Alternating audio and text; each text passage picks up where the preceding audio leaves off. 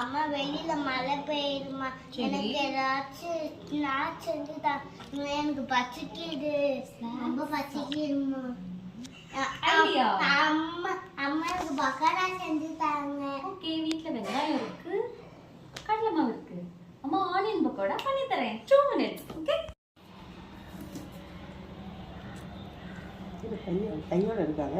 இது கடலை மாவு, அதோட 1 டேபிள் ஸ்பூன் வத்தல் பொடி நம்ம வெங்காயத்தில் ஆட் பண்ணுறோம். இதில் நீங்கள் வேணும்னா சோடா உப்பு போட்டுக்கலாம், ஆனால் நாங்கள் ஆட் பண்ணலை. இது கடலை மாவு, இதையும் இந்த வெங்காயத்தோடு ஆட் பண்ணுறோம். பெருங்காயம் 1/4 டீஸ்பூன், தேவையான அளவு. இதோடு நம்ம ஃப்ளேவருக்கு வேணும்னா கருவேப்பிலையும் பச்சை மிளகாயும் ஆட் பண்ணிக்கலாம்.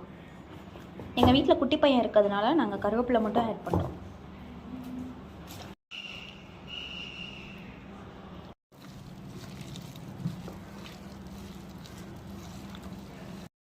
இப்போ நம்ம வடை மாதிரி தட்டை ட்ரை பண்ணோம், பட் அது வரல. ஆக்சுவலாக நம்ம வெங்காய பக்கோடா தான் போட போகிறோம். ஸோ அப்படியே எடுத்து எண்ணெய் கொதிச்சதுக்கப்புறம் அப்படியே போடுங்க. எங்கள் வீட்டில் ஒரு குட்டி வாட்டு இருக்குது, அதுதான் ரிவ்யூ பண்ண போகுது.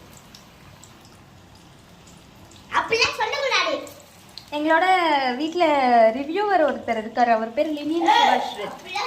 அவர் தான் ரிவ்யூ கொடுப்பார். லாஸ்ட் டைம் சூப்பு வீடியோக்கு ரிவ்யூ கொடுத்தாரு, அவர் தான்.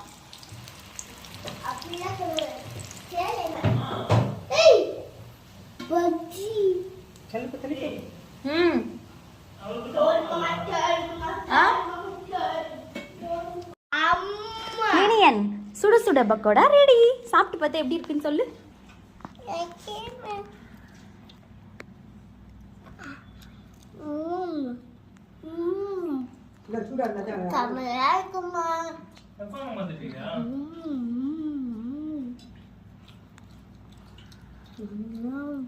எப்படி இருக்கு?